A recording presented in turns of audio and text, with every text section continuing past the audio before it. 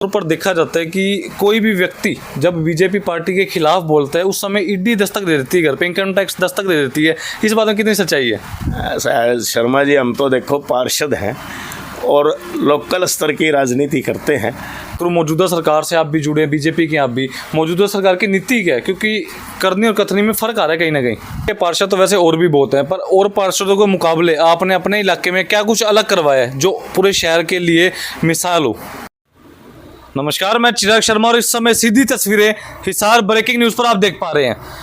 यूँ तो शहर भर में विकास चरम सीमा पर है, बाकी हिसार वासियों से यह बात छुपी भी नहीं है। फिलहाल हिसार के वार्ड नंबर 1 के पार्षद टीनू जैन मौजूद हैं। 1 नंबर वार्ड है, आदमी भी 1 नंबर के हैं। करते हैं बातचीत। टीनू जी नमस्कार। नमस्कार जी, कैसे हो? ठीक है शर्मा जी। सर, पहला सवाल तो बता दीजिए, लोगों का साफ तौर पर कहीं ना कहीं आरोप है आपके ऊपर। लोग बताते हैं कि समस्याएं होती है, दूर करवाते हैं, पर थोड़ा सा धीरे धीरे, ऐसा क्यों? ऐसा कुछ नहीं शर्मा जी, देखो कोई कुछ भी कह सकता है, प्रजातंत्र है और जो भी समस्या चाहे मैं खुद देखूं चाहे कोई मुझे बताए उस पर तुरंत संज्ञान लिया जाता है। इसके बारे में आप पूरा वार्ड घूम करके पता कर सकते हो। ठीक है, पर कहीं ना कहीं कुछ विपक्षी हैं जो आपके अजीज मित्र हैं, उनका साफ तौर पर कहना है कि वो पार्षद ही क्या जो विकास ना करवाए। विकास तो शर्मा जी मैं मेरे मुंह से तो क्या कहूँगा, मैं तो आपको इनवाइट कर सकता हूँ कि आप वार्ड 1 में मेरे बिना हाजिरी के, आप मेरी गैर हाजिरी में आप पूरा वार्ड का सर्वे करके आओ। वहाँ बहुत लोग मिलेंगे आपको, आप उनसे पूछो कि वार्ड में उनके काम हुए हैं या नहीं हुए, वो बताएंगे विकास हुआ है या नहीं हुआ। टीनू जी, शहर के पार्षद तो वैसे और भी बहुत हैं, पर और पार्षदों के मुकाबले आपने अपने इलाके में क्या कुछ अलग करवाया है जो पूरे शहर के लिए मिसाल हो? देखो 2018 में हमारा चुनाव हुआ था, उसके बाद 2 साल आपको भी पता है कोरोना काल था। कोरोना काल में काम हमारे लगभग बंद हो गए थे, लेकिन इलेक्शन के वक्त 4 बड़ी घोषणाएं हमने की थी। जनता से वायदा किया था कि 4 बड़ी घोषणाएं की थी। एक घोषणा की थी जो हमारा रोड स्लाटर हाउस तक बना हुआ था उसको साउथ बाईपास से मिलाना, और वो रोड हम मिला चुके हैं। साउथ बाईपास से कनेक्टिविटी हमारी हो गई है। सेकंड, एक घोषणा की थी कि यहाँ हम एक कम्युनिटी सेंटर का निर्माण करवाएंगे, और आज बहुत ही खूबसूरत कम्युनिटी सेंटर वार्ड 1 में जगजीवन नगर में बना हुआ है। नंबर 3 थी यहाँ एक पब्लिक हेल्थ सेंटर का निर्माण करवाने के लिए, उसके लिए भी हमने एक जगह अपनी कर ली थी जिस पर कब्जा था, तोड़ भी लिया था। वो कब्जा नगर निगम का ही हो गया था, लेकिन उस पर कोई कोर्ट केस चला गया है। अब कोशिश है कि वो कोई और जगह हम वहाँ रिजर्व करके और एक बढ़िया हेल्थ सेंटर का हम वहाँ निर्माण करवाएं, क्योंकि सिविल सर्जन ऑफिस से हमें 1000 गज जगह की डिमांड की थी, और वो हम जल्दी ही जगह रिजर्व करके और उस पर भी काम करेंगे। चौथी एक घोषणा थी, हमारा यहाँ एक बूस्टिंग स्टेशन में सिंगल वाटर टैंक था, जिससे गर्मियों में 1 दिन छोड़ के 2 दिन छोड़ के सप्लाई होती थी, और हमने उसको डबल वाटर टैंक करवा दिया, और उससे जो है ना हमारी अब डेली की सप्लाई चल रही है। पूरे वार्ड में पानी की कहीं कोई कमी नहीं है। सो फिलहाल एक बात बताइए, कहीं ऐसा तो नहीं है कि 2024 के चुनाव पास में आ रहे, उसी के लिए मौजूदा सरकार की अगर बात करूं, मौजूदा पार्षदों की बात करूं, विधायक साहब की बात करूं, तभी लगवा रहे हैं विकास पर विकास, विकास पर विकास? ऐसा है शर्मा जी, मैं 2005 में पार्षद बना था, और 2005 में जो एरिया की मैं आपसे बात कर रहा हूँ, ऋषि नगर, न्यू ऋषि नगर का एरिया, यहाँ चलने के लिए सड़क नहीं थी, स्ट्रीट लाइट के लिए पोल नहीं थे, सीवर लाइन, पानी की लाइन की तो कभी सपने में नहीं सोचा था कि पानी की लाइन भी हमारे यहाँ आ जाएगी। और धीरे धीरे सभी चीज़ों पर मैंने काम किया है, और आज हर घर में पानी है, पक्की सड़कें हैं, स्ट्रीट लाइटें लगी हुई हैं, पोल लगे हुए हैं, केबल लगी हुई है, हर चीज़ की सुविधा है। अब ये आगे के लिए जो मान लो कम्युनिटी सेंटर का निर्माण करवाना, पार्क का वहाँ निर्माण करवाया हमने, तो बेसिक समस्याएं जब हमारी पूरी हुई तो फिर ये और फैसिलिटी की तरफ हम बढ़े हैं, और वहाँ पूरी फैसिलिटी मिली है लोगों को। अब भविष्य की बात करूँ तो क्या मन करता है, खाली पार्षद पद पर ही रहना है या विधायक पद पर भी पहुँचना है? ये तो देखो शर्मा जी, पार्टी के फैसले होते हैं, और पार्टी जैसा कोई फैसला करेगी उसके अनुसार चुनाव लड़ा जाएगा। बिल्कुल। पर कहीं ना कहीं अगर बात करूँ मौजूदा सरकार से आप भी जुड़े हैं, बीजेपी की आप भी, मौजूदा सरकार की नीति क्या है? क्योंकि करनी और कथनी में फ़र्क आ रहा है कहीं ना कहीं। कैसे आप बताओ हमें कहाँ? नहीं तो आप ज़्यादा जानते हो जी, मैं तो खैर अनपढ़ आदमी हूँ। आप अनपढ़ नहीं हो, आपको पता है कहाँ फ़र्क आया है, तो आपको बताओगे तो मैं बता सकूँ। सबसे पहला मुद्दा एयरपोर्ट का ले लीजिए। हाँ जी। बड़े बड़े दावे किए जाते हैं इंटरनेशनल होगा, हवाई चप्पल पहनने वाला व्यक्ति भी हवाई जहाज में बैठेगा। लगता तो ऐसा नहीं है टीनू साहब। देखो ये बहुत बड़ी बड़ी बातें हैं। मान लो हवाई अड्डे की बात है, अंतर्राष्ट्रीय हवाई अड्डे की बात है, ये नेशनल लेवल के मुद्दे हैं।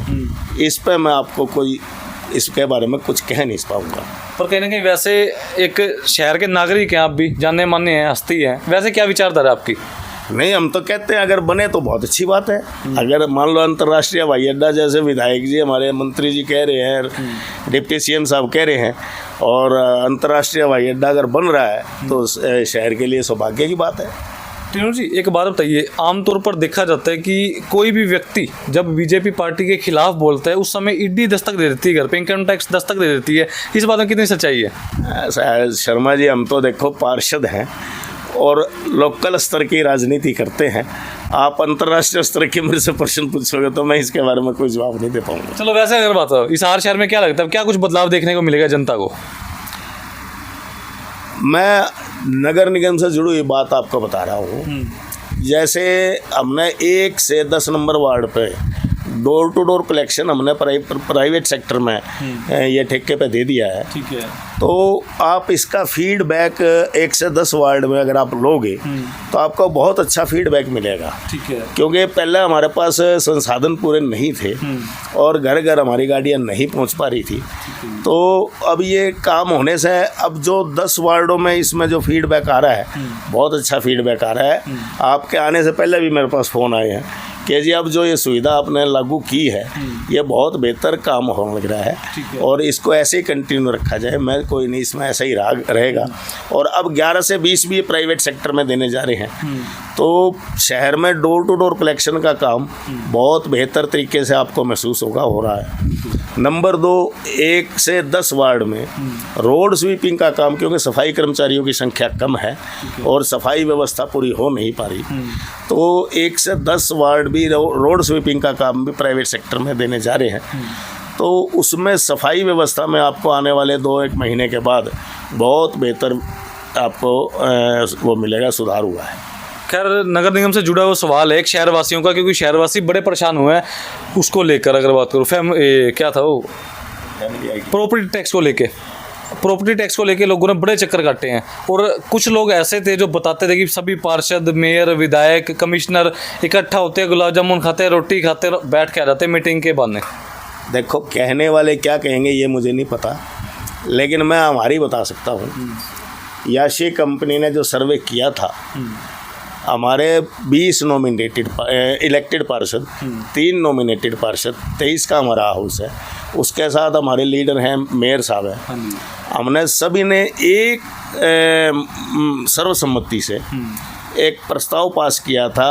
और ये प्रस्ताव पास किया था हमने पिछले साल 2022 में 24 अप्रैल की शायद हमारी मीटिंग थी, जिसमें सर्वसम्मति से हमने एक प्रस्ताव पास किया कि याशी कंपनी का जो सर्वे है ये गलत है, इसलिए इसको पेमेंट ना करी जाए, इसकी पेमेंट रोकी जाए और इसको दोबारा से सर्वे करने के लिए कहा जाए। ठीक है। ये प्रस्ताव हमने सरकार पे भी भेजा था, तो उसके ऊपर इम्प्लीमेंटेशन सरकार को करना था। पर आप मानते हैं कि लोग परेशान हैं, अभी भी चक्कर काट रहे हैं लोग? एक बात बताओ, जब सभी पार्षद कह रहे हैं सर्वे गलत है, और अभी तो शर्मा जी एक चीज़ मैं आपसे कहता हूँ, अभी जो लोग चक्कर काट रहे हैं ना, वो तो एनडीसी जिसने लेनी है वो चक्कर काटने लग रहा है, या 10-15% लोग जो अपनी प्रॉपर्टी के प्रति अवेयर हैं, ठीक है, जो बिफोर टाइम निगम में पहुंच जाते हैं देखने के लिए, वो हैं। जब जर्नल बिल बटेंगे उसके बाद तो सर्वे तो हम कह ही रहे हैं गलत है, तो उसमें तो आप देखना बहुत रश हो जाएगा निगम में करेक्शन के लिए।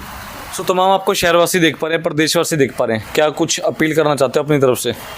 नहीं, मैं तो यही कहूँगा भाई, हम तो सफाई व्यवस्था पे जो फोकस किया है हमारे मेयर साहब ने और कमिश्नर साहब ने और माननीय मंत्री जी ने, तो शहरवासी भी उसमें सहयोग करें। मैं सैनिटेशन कमेटी का चेयरमैन भी हूँ, ताकि हमारा शहर सुंदर हो, स्वच्छ हो और निरोग हो, तो सफाई के ऊपर अपना ध्यान दें सब।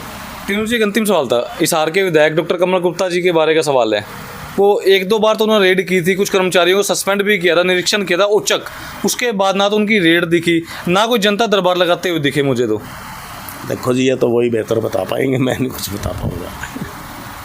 तो कहीं ना कहीं बचते बचाते इस समय नजर आ पा रहे हैं कुछ सवालों से। तमाम दर्शकों को मेरी अपील है, जितने भी लोग इस समय इस वीडियो को देख पा रहे हैं, ज़्यादा से ज़्यादा शेयर करें, कमेंट करें, साथ ही साथ 2024 से पहले बड़े जोरों शोरों के साथ सभी लोग, सभी पार्टियां लगी हुई कमर कस के कि हाँ, अब 2024 के बाद हमें मौका दीजिए, हम कुछ बदलाव ला पाएंगे।